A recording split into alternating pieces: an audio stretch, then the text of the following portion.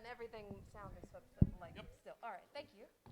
And like, then I watched the commercial. I just went to the Discord. I'm like, what? Like, you guys see that? What? So like, that was such an amazing announcement. I wasn't expecting that. Now, and it's weird because like I didn't know how to feel about it immediately, but like when I understood that they were like remaking games, I'm like, yeah. Because like Sega is just one of those companies that like takes pages from all the wrong Capcom books, like by releasing the same games over and over. And I'm like, oh man, not again. Here we go again. But then when they said like, oh no, we're making all these new games, I'm like, that's like a soft, not a soft. That's a hard confirmation of like 5 new games in development.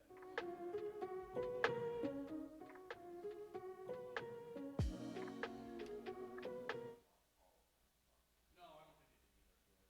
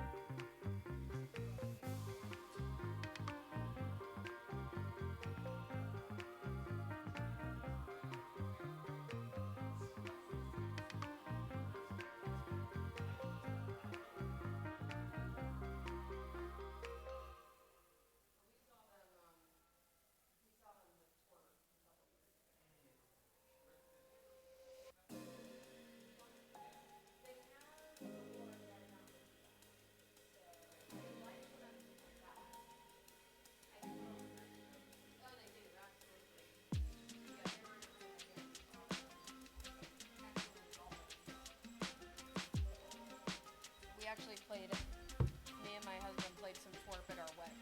Like, we love them. But, he's also triple booked, so I told him to take notes because there are other panels like the Pyramid Head one that I was like, I want to know what that's about. So, compare notes. Yeah, come sit wherever you guys want. Sit wherever you guys want. Big Saturday at MAGFest. We're running on.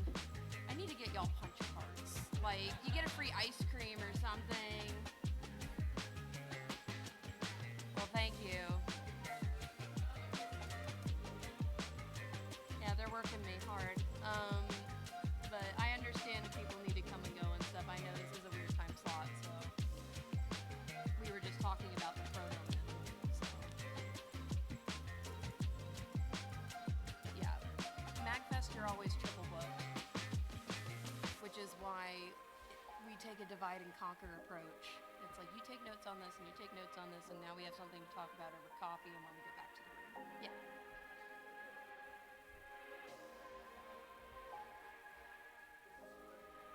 No.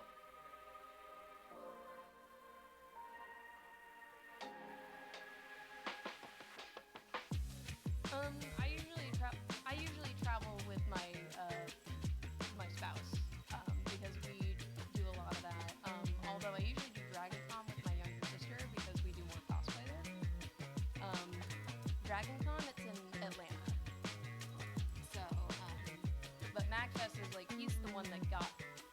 my husband is the one that got me to come here, and then I was like, well, I can't unlearn this. Like, I have to come every year now, so we're coming every year now. So, no, it's great. I love it, and MAGFest, they've been gracious to allow me to do a couple panels here over the years, but I'd like to do more. It's fun. So, and I want to do stuff that, like, y'all are interested in. So, that's why the feedback and everything is important, because it's like coming up with there's always new stuff to talk about. Because it's stuff that you like end up talking about with your friends, where it's like, wouldn't this be a fun thought experiment? What if? Or like, I do this thing for my day job, but what if we applied it to like this hobby that I like? That kind of stuff. So, which is where a lot of this stuff comes from. But yeah. So, sorry, long story short, groups of various sizes, usually at least one other person. I can't afford a room myself, like all by myself. I don't make that kind of money. But I'm trying to get more people to go in our group. Like, we had some new people come this year, and it's like, well, now they have to come every year.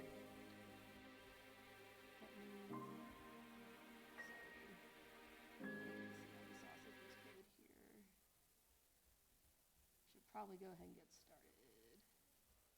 So, can everybody hear me okay if I'm talking like this? Great. Okay, so welcome to Saturday night at MAGFest. I appreciate y'all being here. I know it's a busy schedule. I would very much like to make this worth your time. So I hopefully have some good content for you, some things to think about, we can discuss later. But this is actually an article I wrote a while ago, and then I dug it up because Metroid was the theme this year, and I was like, oh yeah, because that was, I was thinking about Metroid Prime when I first played it, and I really, really liked a lot of the loving details in it, and then of course that bled into like my day job. Like, you get a lot of panels here, and that's how thinking about this. So yeah, this is the analysis of the Varia suit. A little bit about me. I'm Amy. I did a Bachelor's of Science in Computational Media and then a Master's in Human-Computer Interaction at Georgia Tech. So I worked in research there for about 5 years. And our lab did studies with people in AR, VR, wearables, video game and education tech applications, a smattering of different things. And I'm currently a UX specialist working with the CDC on some of their web stuff. So I've been kind of in the pool of UX for about 10 years, if that ages me more or less. So let's get started with the main lady in question then.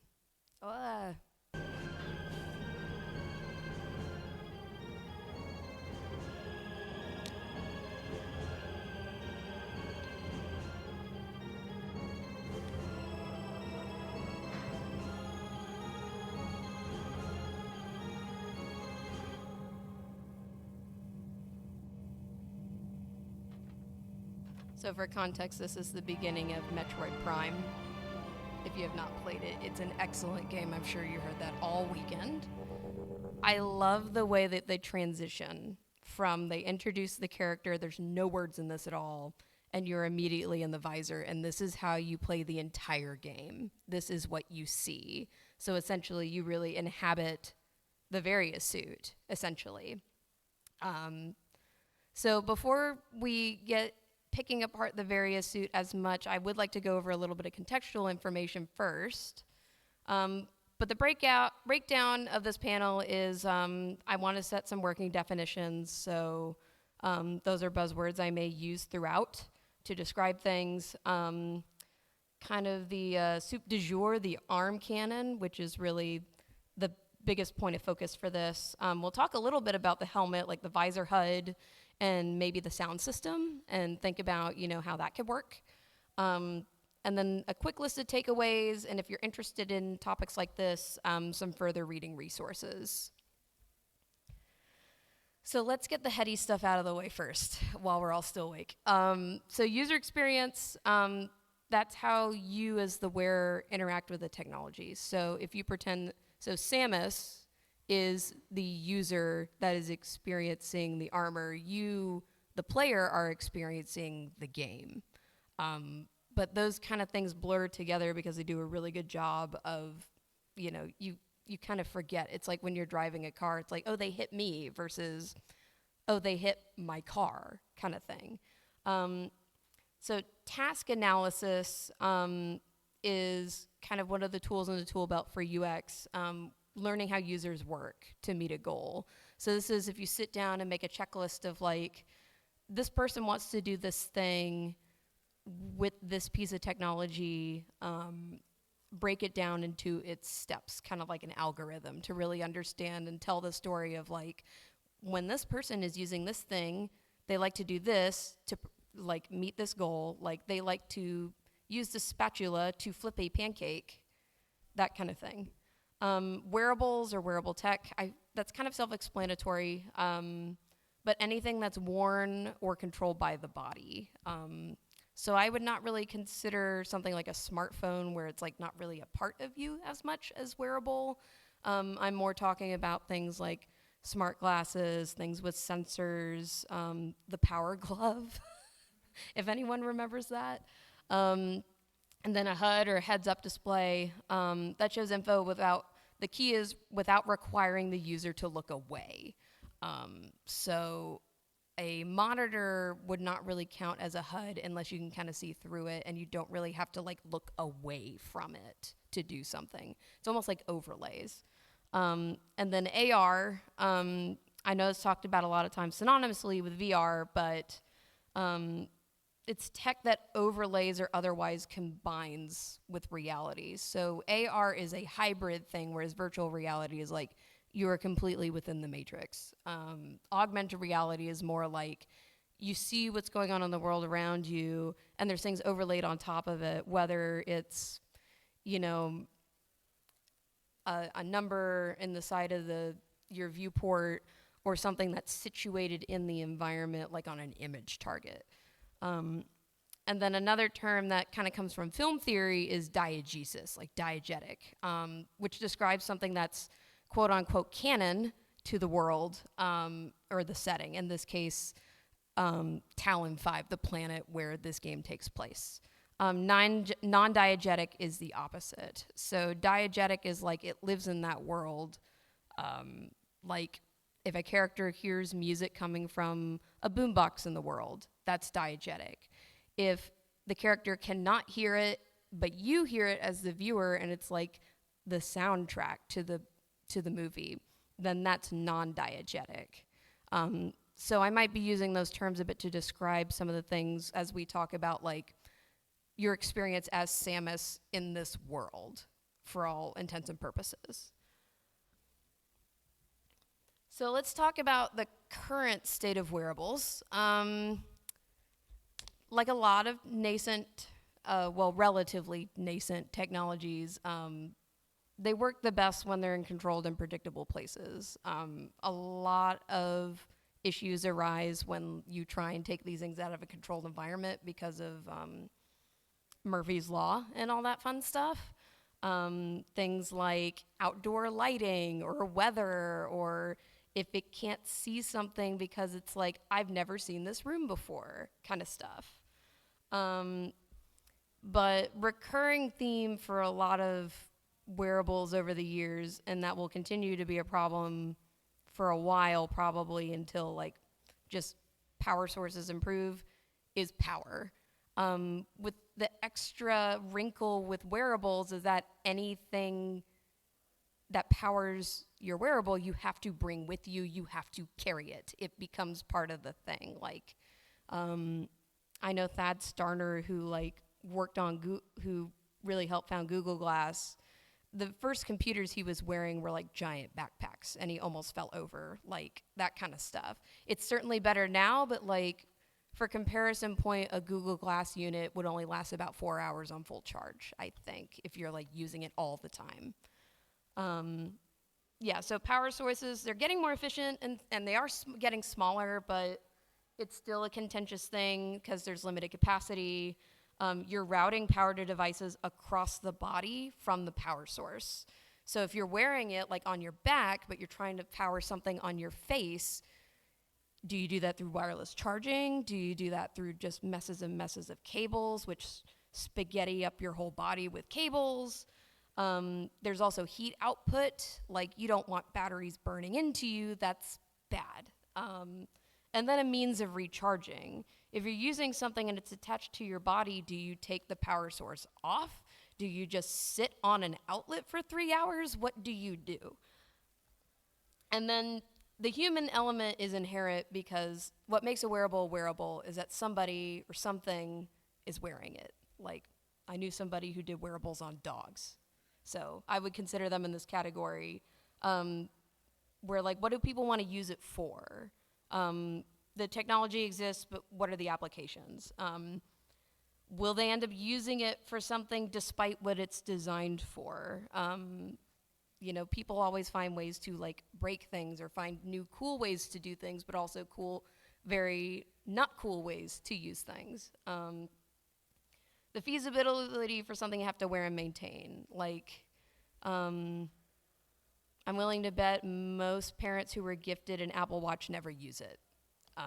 Or a Fitbit or whatever, because, like, it has to be integrated. Like, you have to kind of adopt it into your life like you would any other article of clothing. And then there's social acceptability, which I find interesting because it's like technology is becoming a bit more pervasive and people are more used to seeing things. But if you see a wearable that you haven't seen before, is that disconcerting? Are you suspicious? Are you intrigued? Are you distracted talking to somebody with something on their face? If it's something new and something that, like, there's not really a precedent. Like, something like glasses is a little more like there's a prior precedent for something like smart glasses because a lot of people wear glasses. But if I was wearing, like, a giant, I don't know, something on my nose, that might be, like, unfamiliar, at least until it becomes widespread and adopted, and then it's like, oh, I know that's the nose thing that does that thing. And then sweat, breath, friction, running into things, those all happen because humans tend to move around a little bit and go in different places and sweat and sneeze on things and all the fun things that, you know, are inherent with having a body.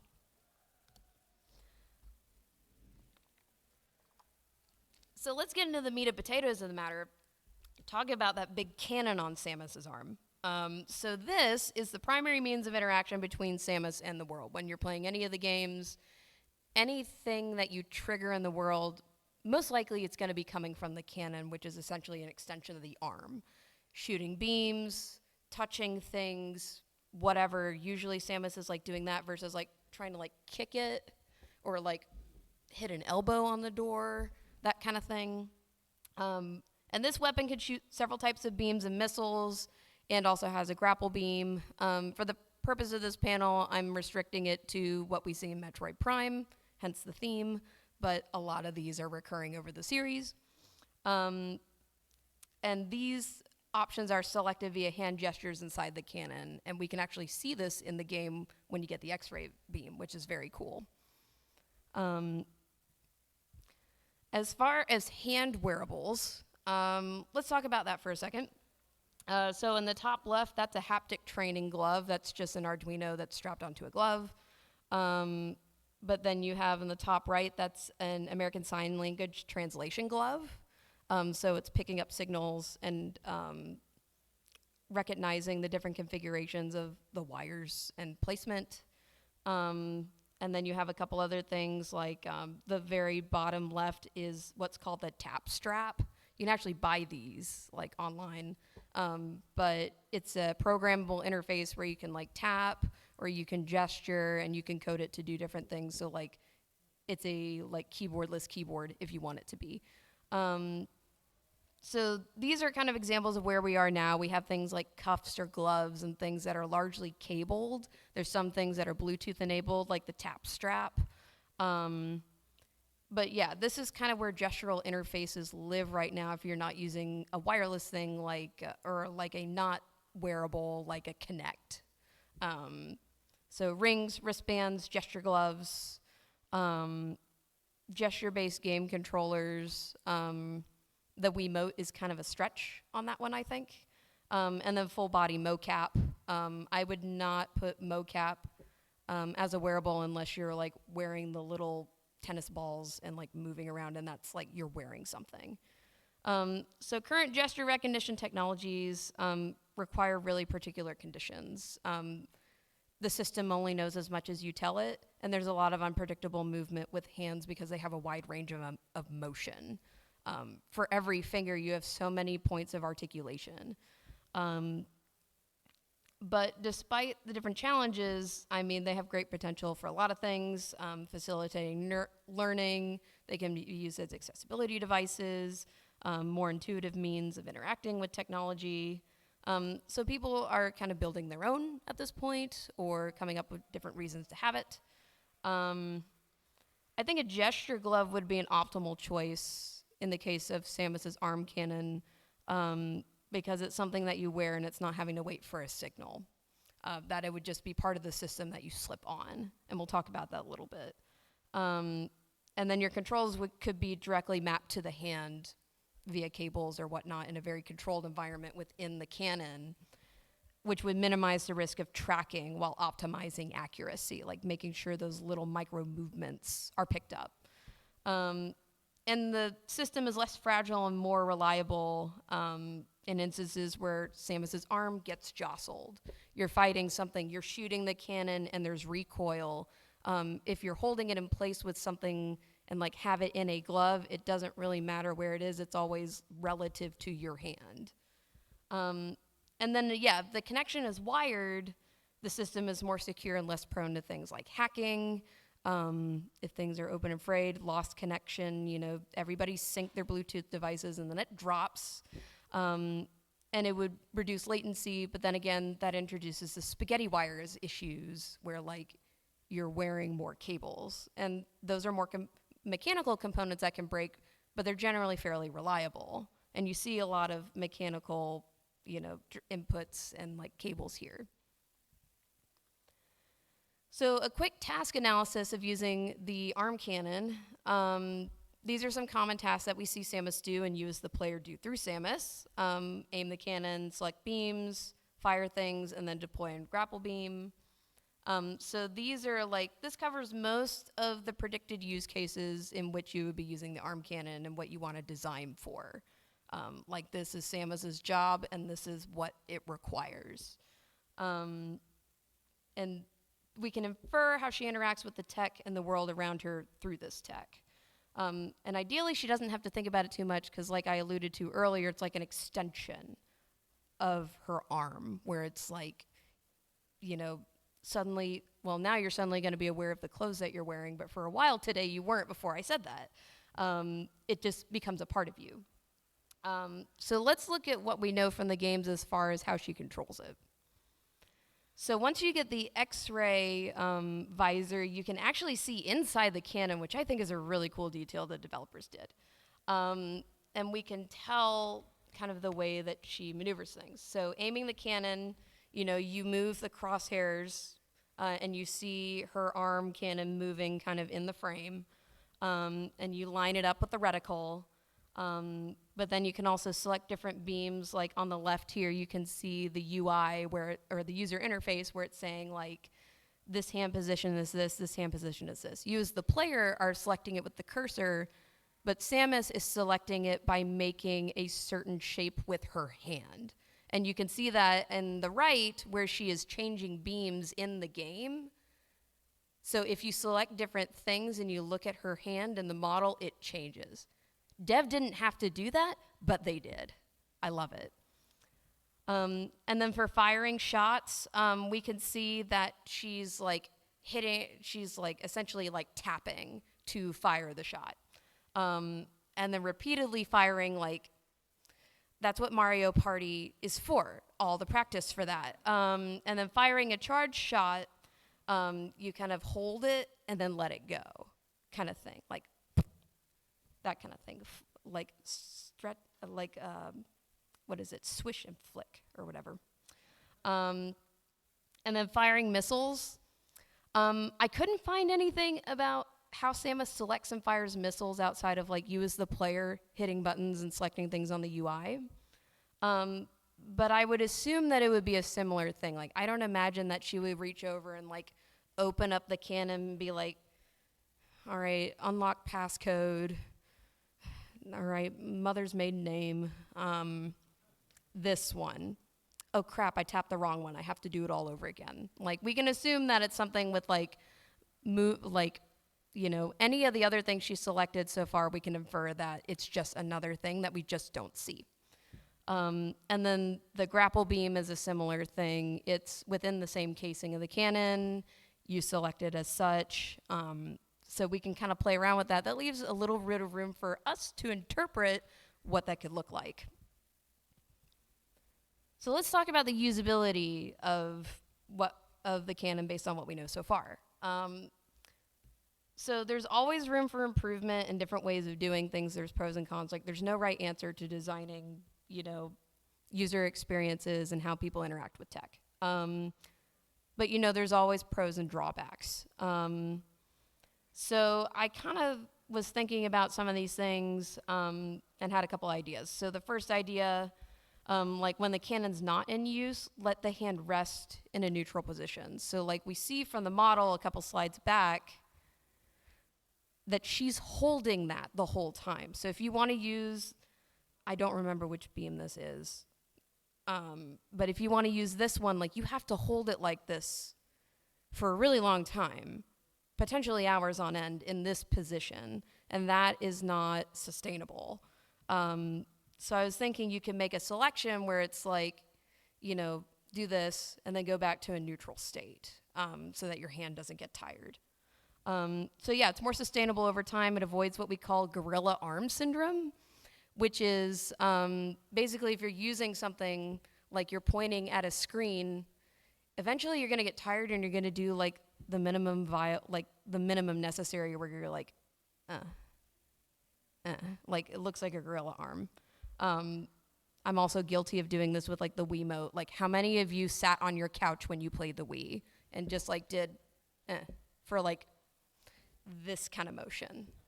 Yeah, we're all guilty of it because it's like, unless it's arm day every day, your arm and your hand is going to get tired, so that's not super user-friendly.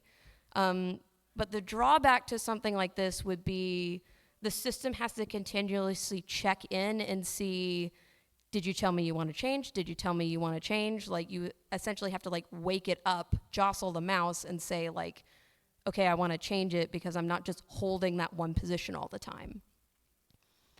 And then the second thing, every time you want to change the state of the system, change the tool, give the system a signal gesture. So this is kind of like the, I'm not going to use Siri as an example because it might backfire here, but hey Alexa, like waking. The system is always kind of on standby until you raise its attention and say, I have something for you. So in this case, you could have an extra hand sign that's like, make a fist that's like, wake up, I want to do this beam. Wake up, I want to do this beam. Wake up, I want to do this beam. So that reduces the potential for erroneous inputs because you're specifically telling the system, like, only pay attention when I have something for you to listen to instead of just all the time. But this also adds an extra step. So if milliseconds count, you should be pretty familiar with the system. It's like, oh, quickly, I have to change beams right now. Like, I have to wake the system and then tell it, this is what I want to do now. And then another bit, briefly make and hold the hand position that corresponds. So if you don't want to have to raise the system every time, you can just hold the position, and that tells the system, like, okay, there's been a state change for like 1 or 2 seconds, and that tells me like I should check what it is, and it says what I should check for. So like this, 2 seconds, this, 2 seconds, something like that. So this would also reduce fatigue from holding it all the time, but it does add latency to the tasks, again, like the previous idea. So these are just like different things to think about when you're designing an interface or a wearable. So I put some diagrams together on like what this would look like because I'm a visual person. So like for beam select, you could have the hand in idle position and then like maybe give it a thumbs up where it's like, okay, yes, I want this, now we're good. So idle, wake up, I want this item, okay, we're good. And then same thing for firing. I think that's pretty solid. It's pretty intuitive and follows a lot of schemas where you're just tapping and releasing. But I would say maybe if you're doing repeated fire, maybe hold it instead of like having to Mario Party it the whole time. So that's another idea is like that would reduce the burden on your hand to like kind of like let it do its thing and then stop. And especially if that's something like a physical button, that's immediate feedback, and a mechanical control like that, you could have within the cannon on the glove or just in the cannon, and that's like a direct input. It's not having to like read a gesture for that. That's something where it's like push button, thing happen. And then alternatively, yeah, keep the gesture to fire method with the index finger. But yeah, make the threshold for gesture recognition higher. Like make it really sensitive, make it really pay attention so you're not just having to like say, do this, do it. And then yeah, firing a charge saw, I kind of touched on that before. And the cannon could even provide tactile or visual feedback that lets you know that like, you know, if something is happening because your hand is in there. If you don't have the x-ray visor, you can't see it, but like you can feel something where it's like, you have vibration where like you have a charge saw, it'll like buzz when it's ready to go. Something like that. You could easily incorporate small motors in that. Or like lights, like if you have it hooked up to the HUD, then you could have like boop, done, go, that kind of thing. You have the parts of the system talking to each other. All right, fire successive shots, I talked about that. Yeah, because other shoot 'em up games or shmups also distinguish single shots versus continuous streams of fire. And I'm willing to bet most of you are not like, if you're playing Darius or something, like doing this, you're like holding it. So that was kind of a point of reference for this as well. But yeah, this can alleviate strain the cannon places on the equipped arm also due to its weight. Like you're not just shaking that thing around. And then I was thinking about the missile select as well. So to select missiles, you could raise the system, like give a thumbs up or something, and then give it just another thing, another essentially letter in the alphabet of things that you have available. So for this, like I kind of just picked something like this. It's kind of arbitrary. It doesn't really mean anything. You could have it be anything, but it's differentiated enough from any of the other gestures where like you're not going to conflate it. It's not the gestural equivalent of confusing an I and a 1, essentially. So yeah, form the hand in the shape, like, you know, acknowledge, this is what my order is, and then let it go. I also looked at American Sign Language, the American Sign Language alphabet for like new gesture command ideas, because a lot of these are very simple. You can kind of add whatever meaning you want to these. They're fairly distinct, and they can be done with just a single hand in a very like confined space. There's probably some form of sign language that Samus and the Chozo have that you could easily interpolate onto this. So yeah, I borrowed the same mechanics from the beam control since tasks of selection, charging, and firing are fairly similar. Like, why would we differentiate from that when we've established, like, this is essentially the library that we're working with. This is the design language that we are speaking, that we are learning to be fluent in. Yeah, so the actual hand shapes aren't the most intuitive, but with anything like more abstract gestures, they can work if they are simple to use and simple to learn. Those are the keys to gesture fluency, is make it simple to use, like simple to perform, and simple to learn. Like, don't give somebody a really complex thing. Give them like one thing. So I love this example too. This is from Sam Raimi's Spider-Man, but like to the point that Samus's hand is confined in the canon, so like you also don't have room, like physical room for grand gestures to be like wrist rotation and like all these other things. So like the one I pointed out here is like the closest thing that would probably fit in there, because like any of these other things are going to require a lot more arm movement, which is also, you know, gorilla arm syndrome again. Yeah, and so it's demanding over time, so the simpler and more distinct, the better. Simple and clean, if you will. And then learning them one at a time with opportunities to practice should allow you to master them quickly. So in the game, they don't give you all the... You have everything, but then they take it all away, and they slowly introduce it one thing again at a time, so you were learning essentially words in that design language, and then you are fluent with it by the end of the game. Because they give you one beam, you know how to select that. They give you another beam. Now you can swap between the two using a similar, you know, schema. You add to that, and then suddenly you have something that's really quick and intuitive.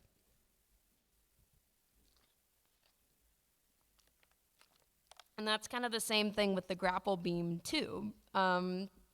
So a couple different ways you could work with this is like you raise the system. You want to do something like like I picked this because it's like grabbing something. Like wake up system. I want to pick the grapple beam. Okay, I got it. And then like deploying the grapple hook, you can have it where like catch and release, because that's essentially what you're doing. If you have it where it's a abstraction of an idea where it's like grabbing and holding and letting go, that might be easier to learn because you have real world context to play off of the schema. So you're recycling the paradigm. It's consistent with the gesture language. So yeah, you can release the grapple hook also by like, I guess, well, with the grapple hook, you're not using it for extended periods of time.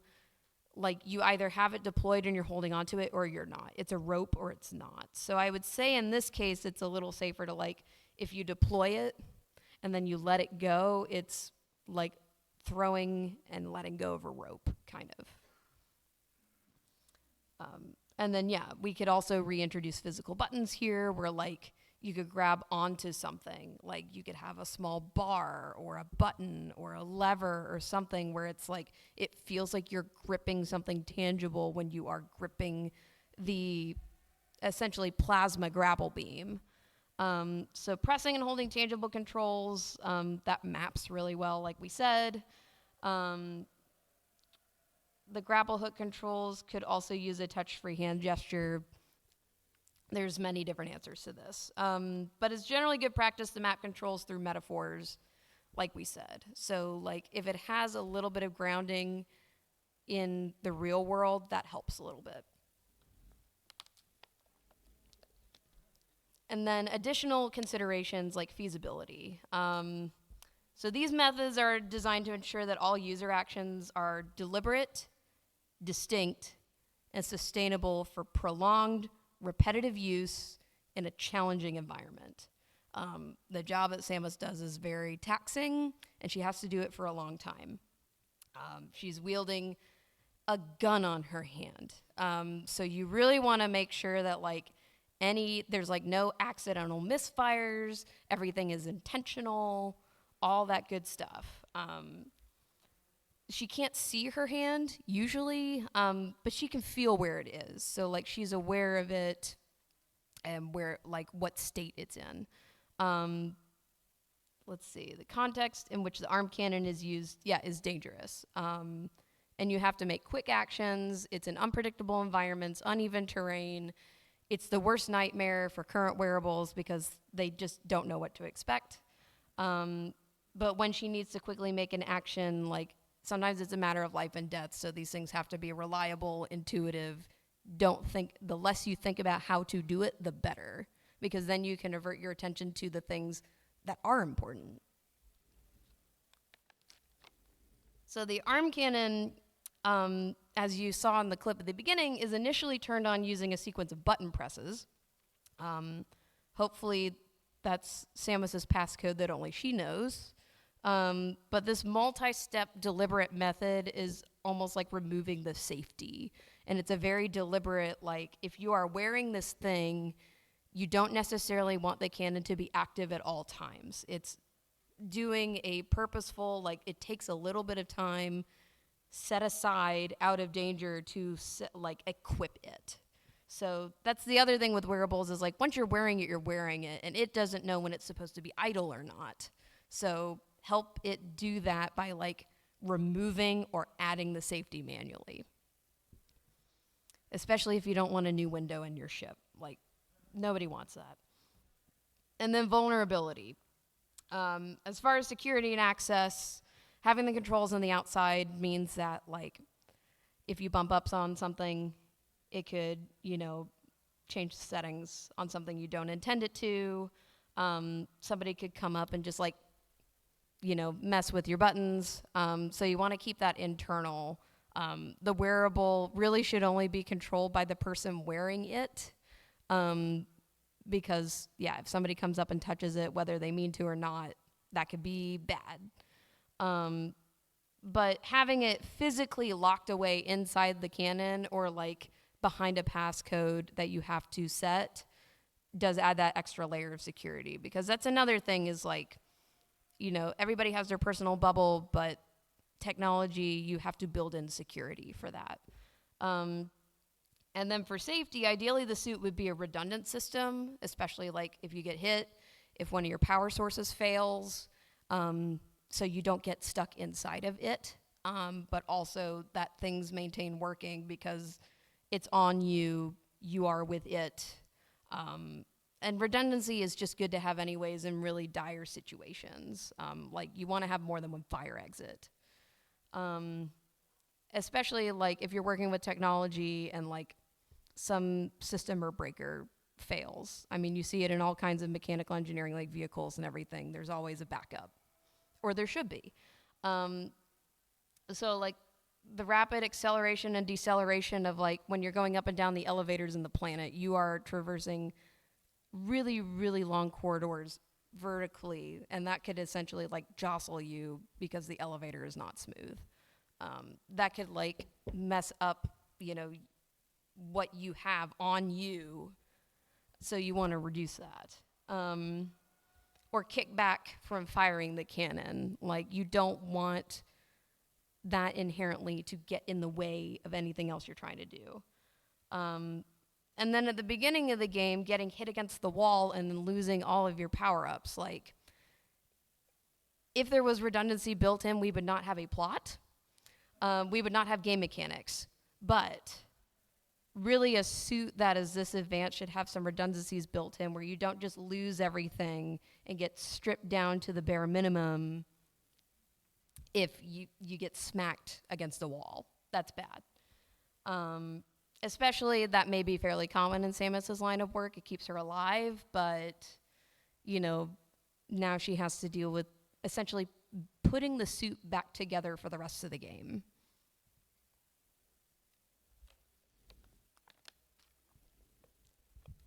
So now let's talk about the visor a little bit. So we're mostly going to talk about the heads-up display, but we can talk a little bit about the sound system in it too, because that's also important. So current technology with wearable HUDs. So in the top left, that's Tobii, like Tobii Pro glasses. The little nodules that are poking in where the lenses are, those are eye trackers. So when you're wearing these on your face, it's actually monitoring your eye movements.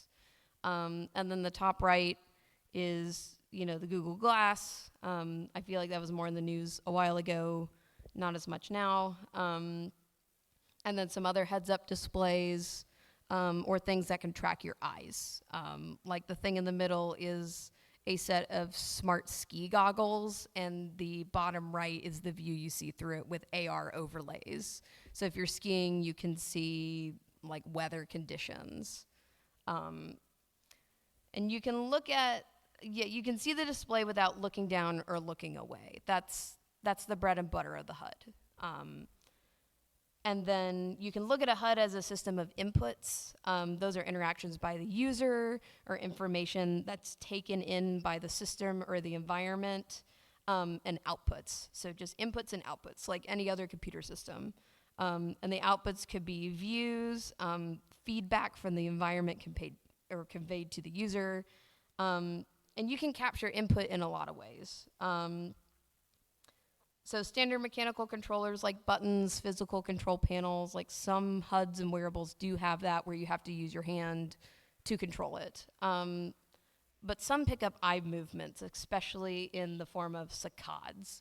So a saccade is a rapid eye movement that orients the gaze toward a point or an object of interest. And sometimes this is on purpose. Like if you are looking at somebody, like if you're talking to somebody, you kind of toggle between looking at either of their eyes. Or like if you're skimming a text or speed reading, or involuntary and reflexive, like REM sleep, your eyes kind of moving around a little bit as you sleep. So a couple of considerations for eye tracking is whether you're doing it on purpose or not, because by reflex, like if we see something, we go, oh, and kind of look at it, even if it's like for a split second.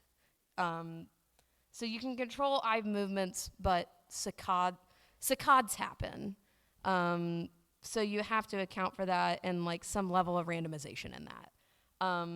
The point of reference can change. So that means like if you're wearing a HUD, do your eyes move or does your whole head move or do both move at the same time? You have to kind of figure out, you have to let the system know what it needs to pay attention to or not and what's important and how you're going to tell it that.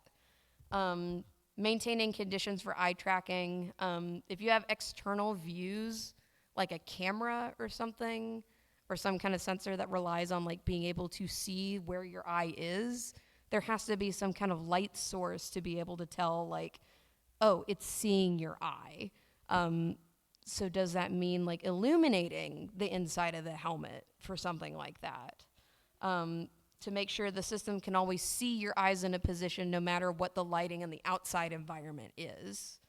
And then visual issues, like if your eyes get tired, if you're looking around, if you get motion sickness. This is a big deal with like VRs, like your eyes and your ears don't really match up and you don't really want to barf inside of your helmet. That's real bad. Or poor image focus, if your eyes are irritated, any of those number of fun things can happen. And so right now, eye tracking tech is used for like taking in data, like we use it in research studies to see like where people are looking, but also you can use it to control things. So for augmentative and alternative communications, AAC, these are eye-controlled wearables that like you can control Windows 10 with a headset with something like this. So if you can't or don't want to use your arms, you can use your eyes to kind of point to and deliberately interact with an interface.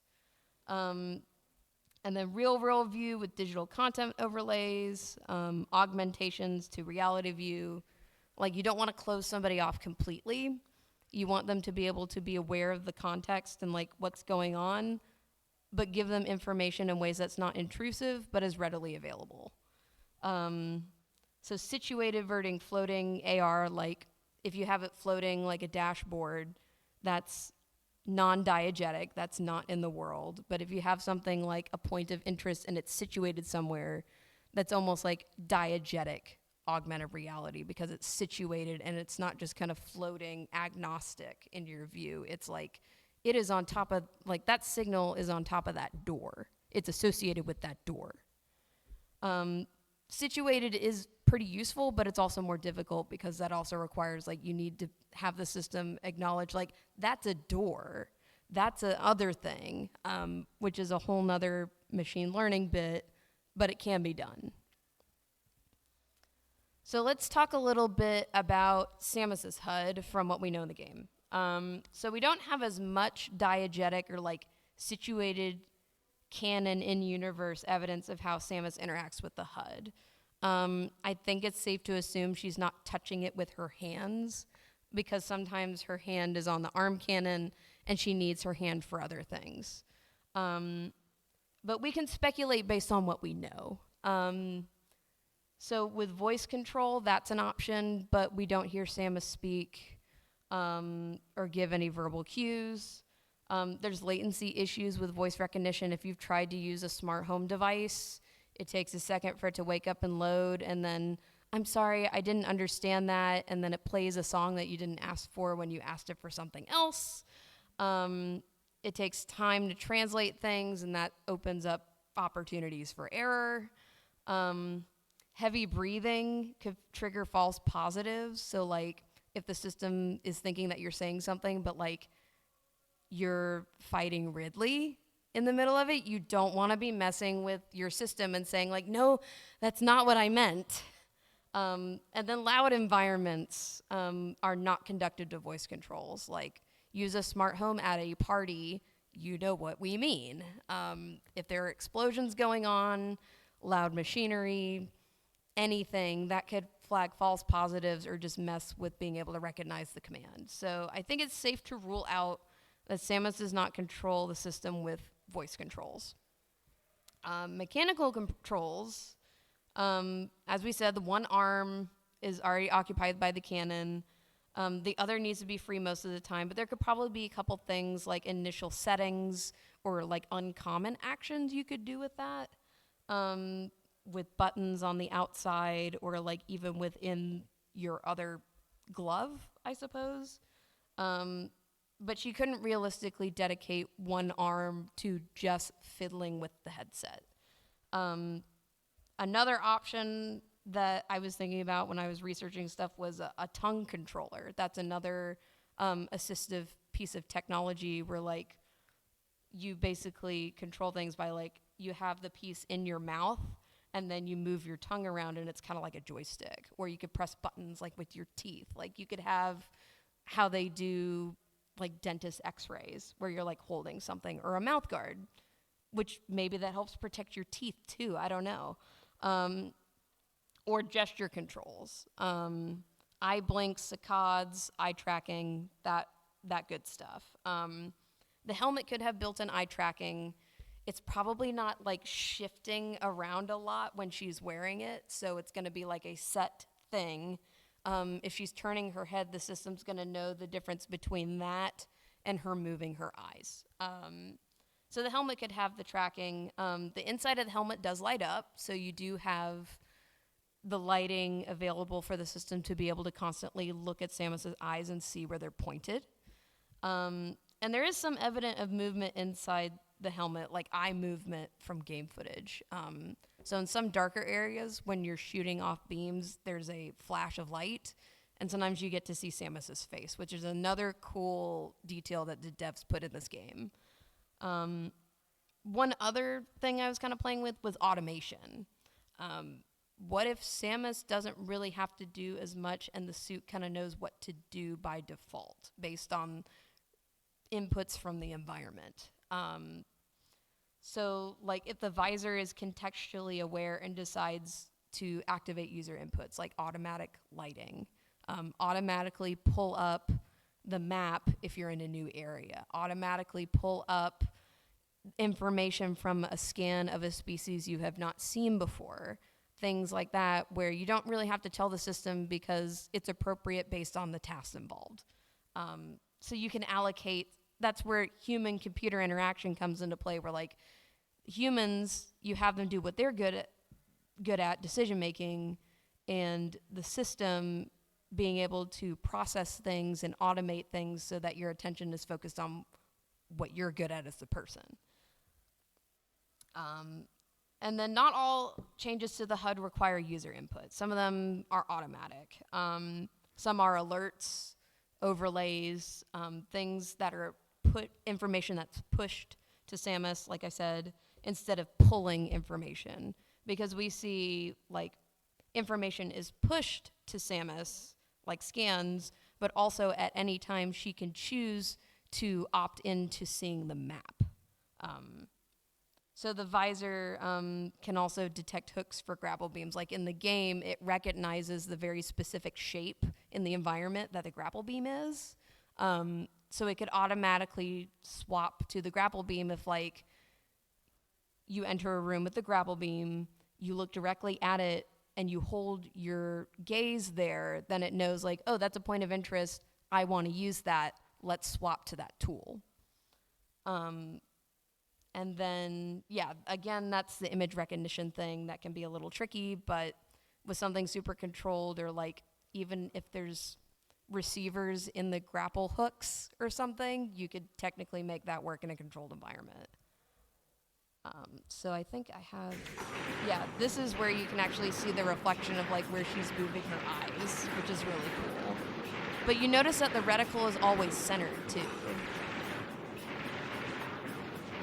And this is the HD version, I believe. So like all these loving details that kind of give us insight of like they thought about all of these things.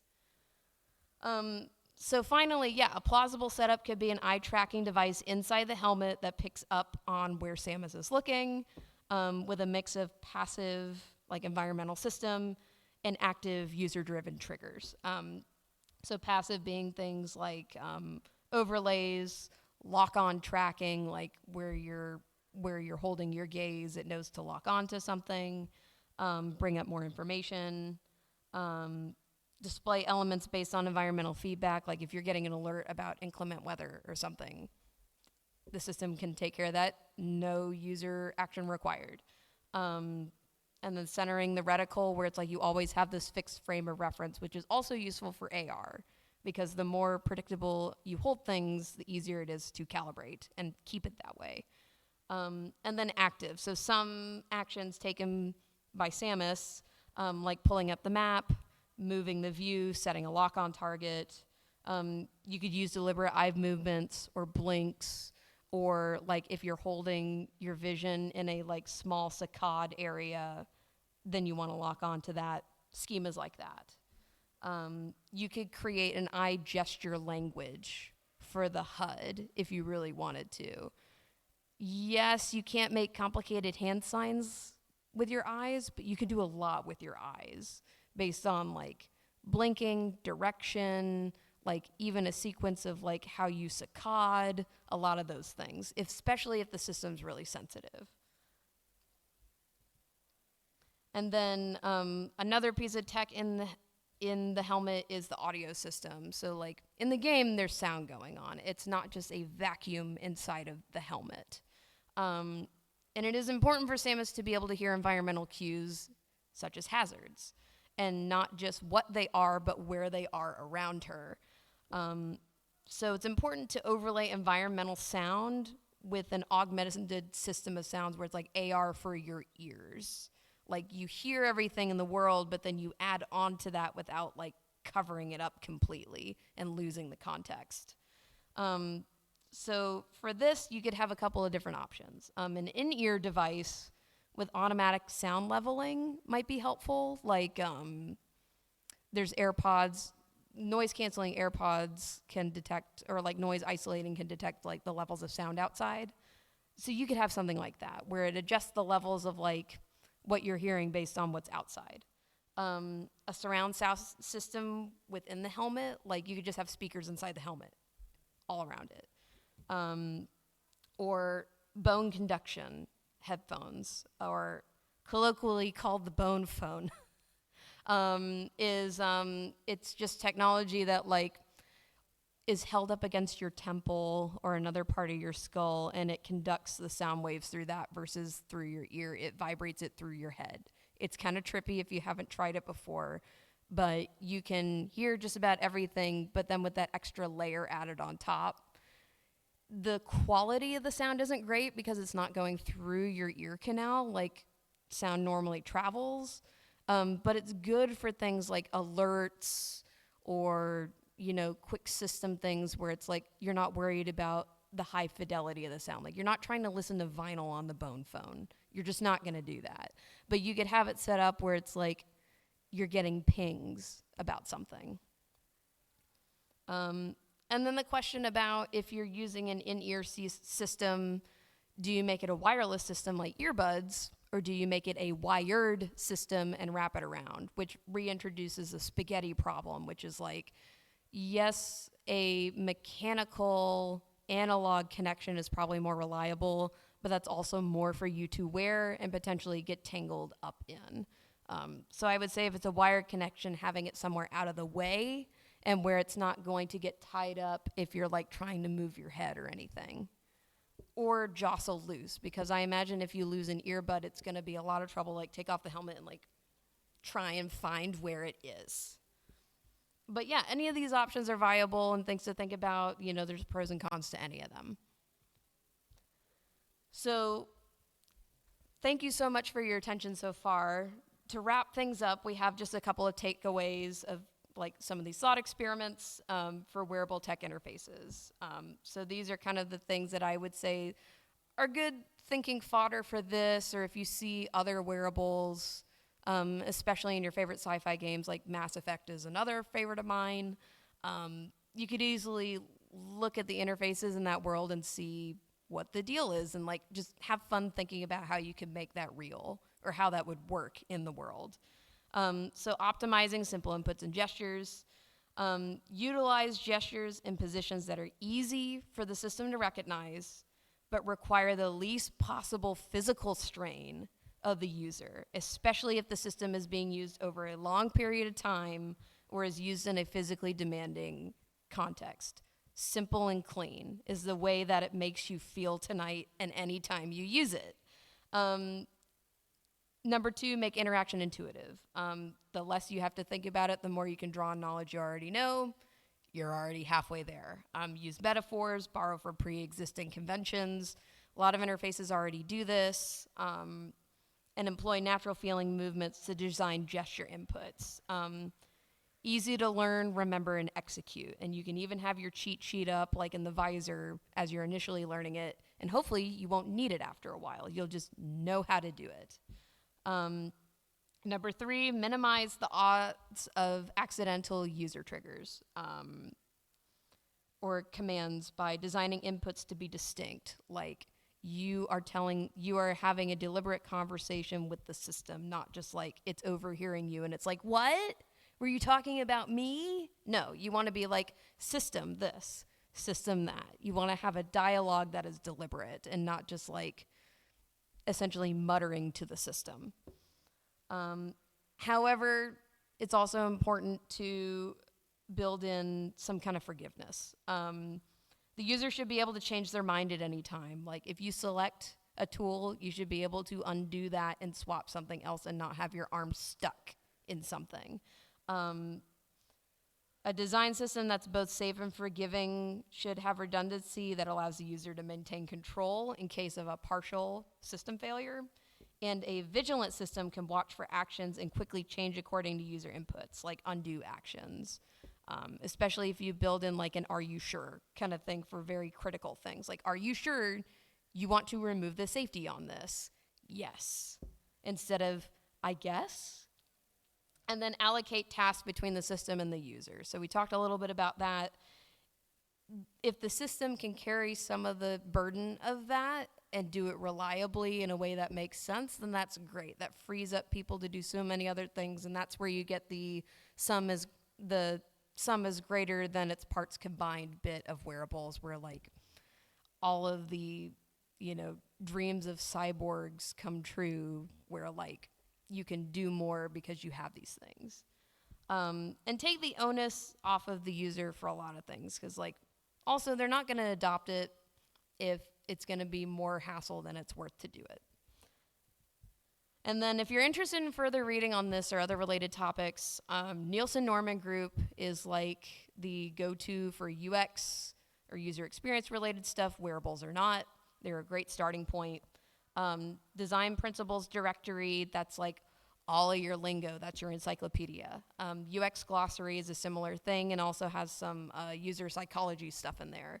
The UX Collective is on Medium. They have some great articles. And then I like some of these YouTube channels like Game Maker's Toolkit. I've talked about him before. He does these kind of thought experiments. as well as Snowman Gaming, who also does these kind of like things. So if you like edutainment on YouTube, check these guys out and some of the things that the YouTube algorithm gives you. I won't say all, but you know, sometimes it makes sense what it recommends. But thank you so much for spending your evening with me. I know it's late, but I really appreciate you being here and going through everything with me. I can hang around a little bit afterwards, but probably need to step out of the room. But thank you so much, and I hope you have a great rest of your Dragon Con and a safe trip home wherever that may be.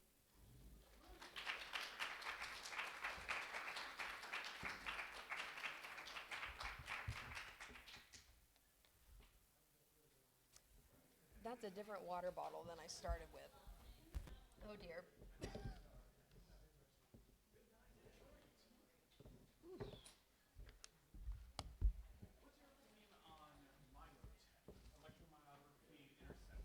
I'm not familiar with that. What is that?